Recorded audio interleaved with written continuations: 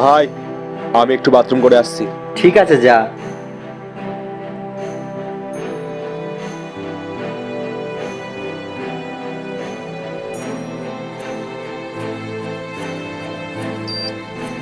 আরে এই ব্যাগ, এর মধ্যে কিসের একটা আওয়াজ আসছে।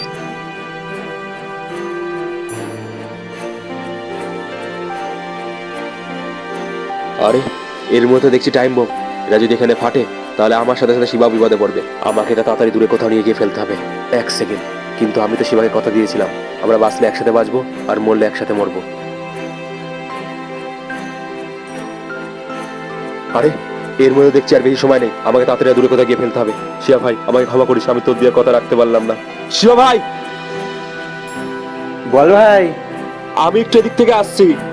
ঠিক আছে, যা।